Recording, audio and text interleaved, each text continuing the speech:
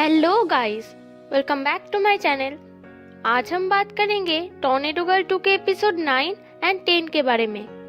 तो चलिए explanation start करते हैं।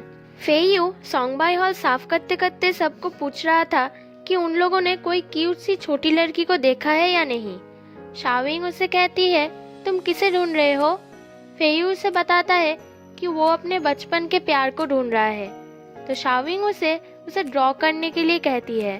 फेयू उसे ड्रॉ करता है और वो ड्राइंग देखकर शाविंग बहुत हंसती है और कहती है, इसे देखकर कोई भी उसे ढूंढ नहीं पाएगा। सब लोग प्रैक्टिस कर रहे थे तब बायशा वहाँ पर देर से आती है। सब लोग उसे माफ कर देते हैं पर शांगान उसे 20 मिनट्स हैंडस्टैंड करने के लिए कहता है। ये देखकर सब लोग शांगान को कहते हैं कि वो बिल्कुल भी चेंज नहीं हुआ।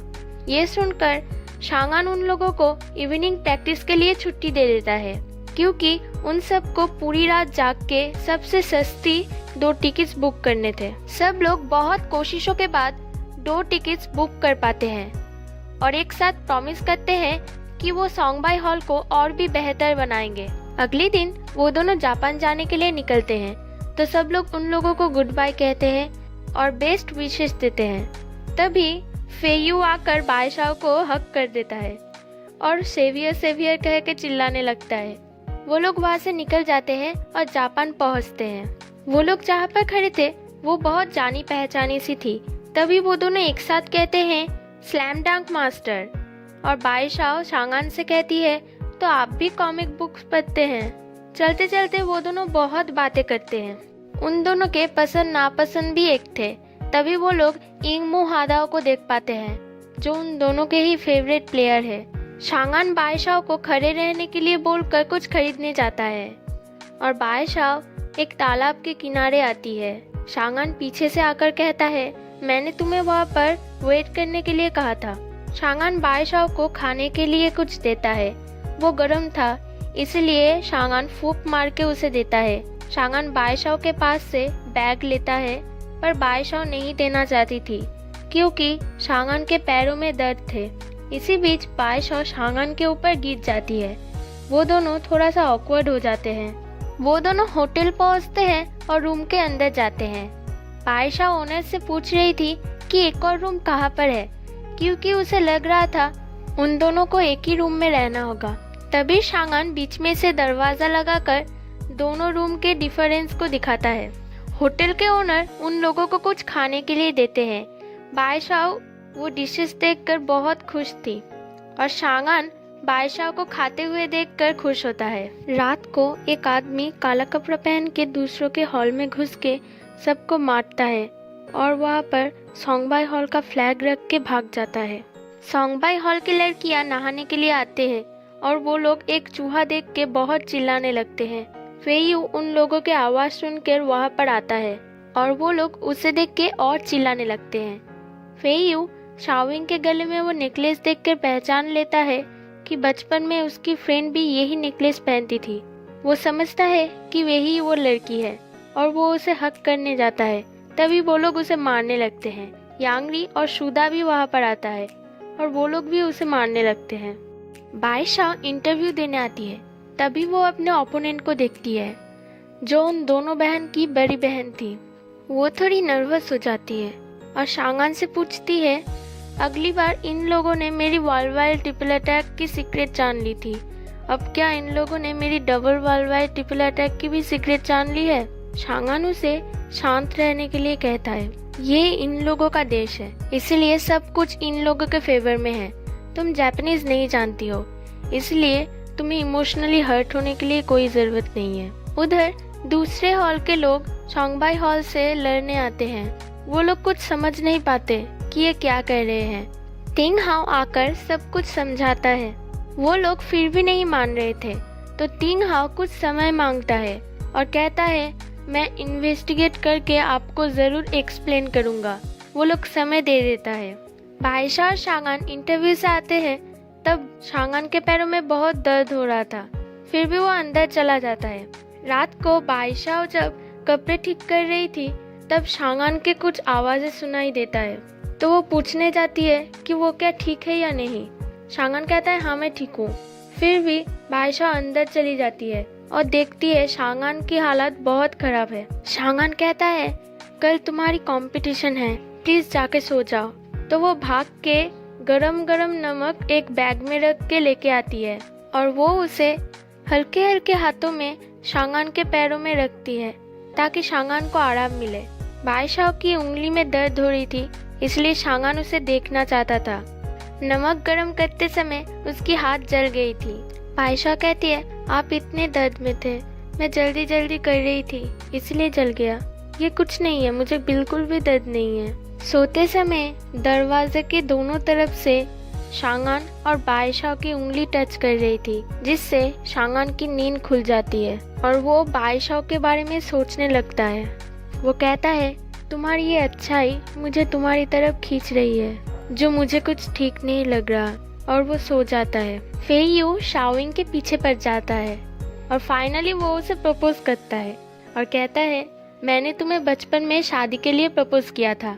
शाओविंग हैरान हो जाती है और कहती है मैं बचपन में बहुत फेमस थी, बहुत से क्यूट से लड़के ने मुझे प्रपोज किया था, तुम उनमें से कौन से हो?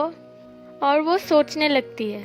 शांगान बायशा के लिए बैंडेड लेके आता है। बायशा भी शांगान के लिए पेन किलर लेके आती है और उसे देती है। शांगान बायशा की हाथ देखना चाहता था और वो उस पर बैंडेड लगा देता है। अगले दिन फेयू शाओविंग को कुछ खाने के लिए देता है। शाओविंग वो लेकर वहाँ से भाग जाती है। फेयू फिर शोंगबाई हॉल के नेम प्लेट को देखकर कहता है मेरा सेवियर और मेरा प्यार दोनों ही शोंगबाई हॉल से क्यों है? बायशा रेडी हो रही थी, तभी शांगान आके उसकी बाल ठीक कर देता है। शांगान बायशा को कंपटीशन के लिए रेडी कर रहा था, तभी वहाँ पर किम मिनजू आती है और वो उसे चीयर अप करने आती है। वो कहती है तुम्हें फाइनल तक पहुँचना होगा क्योंकि मैं तुम्हें वहाँ पर हराना चाहती हूँ। बायशा कहती है तुम फाइनल तक तो पहुँचो। तब वो लोग शांगान को देखते हैं और वो लोग बोलते हैं कि ये तो फेंगयून हॉल का शांगान है, ये बिल्कुल भी क्यूट नहीं है। तो शांगान कहता है ये तुम्हारे लिए भी मैं कह सकता हूँ। मैच स्टार्ट होने वाला था, तभी बायशा देखती है उसकी हेयर पिन गायब है और वो उसे ढूंढने लगती है और वो कहती है मैंने शायद होटल में छोड़ दिया था, और वो ढूंढने जा ही रही थी। तभी शांगान उसे कहता है तुम अभी हेयर पिन को ढूंढने जा रहे हो, हमारे पास बिल्कुल भी टाइम नहीं है। बायशा रोने लगती है और कहती है वो रोबाई की आखिरी निशानी है, मैं उसे नहीं खो सकती। तो शांगान कहता है तो फिर मैं जाता हूँ, तुम यहाँ पर कंपटीशन करो, मैं जब तक आऊँगा तुम तब तक संभाल लेना, और याद रखना मैच तुम करोगे, वो हेयर पिन नहीं। इसलिए जो तुम पे भरोसा करते हैं उसको डिसअपॉइंट मत करना। और वो चला जाता है। होटल में जाके वो उसे हर जगह ढूंढता है, पर वो उसे कहीं नहीं मिलता। वो गिर भी जाता है, फिर भी वो उठ के उसकी ड्राइंग बना के सबको दिखाता है कि शायद किसी ने देखा होगा, पर वो उसे कहीं पर भी नहीं मिलता। इधर बायशा मैच करते करते बहुत डिस्ट्रैक्ट होती है और वो ठीक से खेल नहीं पाती। सब लोग उसकी बहुत चिंता करते हैं। तिंगहाओ जो मैच नहीं देखना चाहता था वो भी आकर देखता है और कहता है शांगान कहाँ पर है? अगर शांगान बायशा के पास नहीं रहेगा तो वो मैच नहीं खेल पाएगा। उधर शांगान सब जगह वो हेयर पिन को ढूंढ रहा था।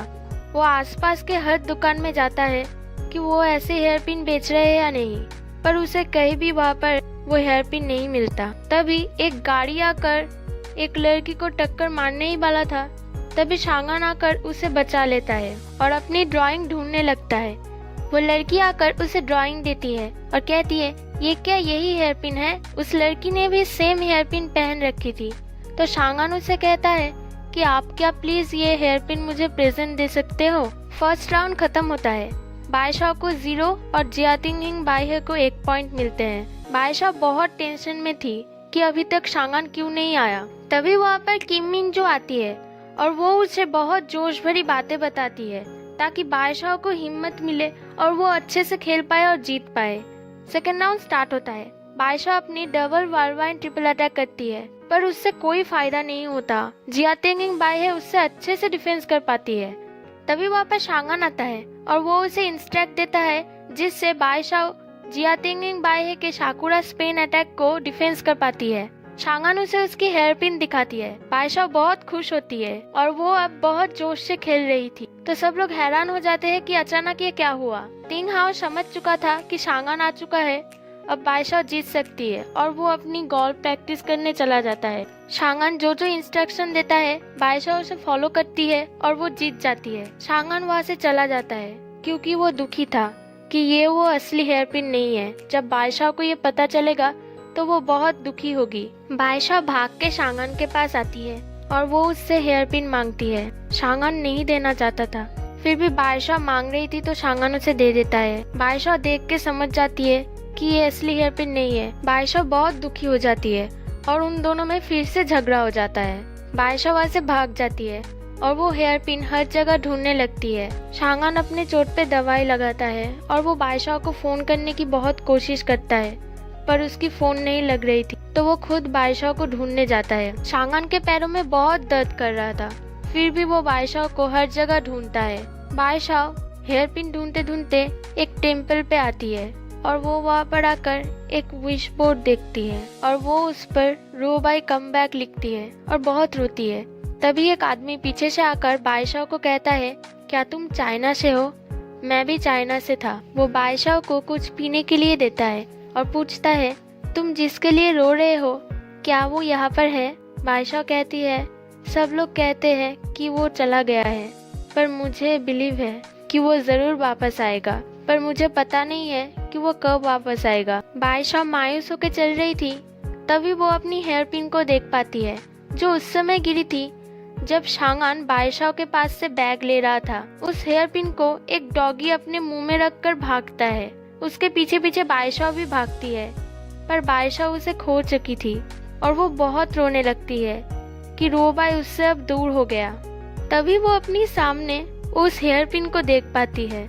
उसे देखकर वो बहुत खुश हो जाती है और कहती है, आप जरूर यहाँ कहीं आसपास हो और मुझे ये ढूंढने में मदद किए हो। और वो पीछे मुड़ के देखती है जहाँ पर शांगन खड़ा था और यहीं पे एपिसोड 10 खत्म हो जाता है। अगर आपको मेरी वीडियो थोड़ा सा भी पसंद आए तो प्लीज इसे लाइक और मेरे चैनल को सब्सक्राइब कर दीजिए।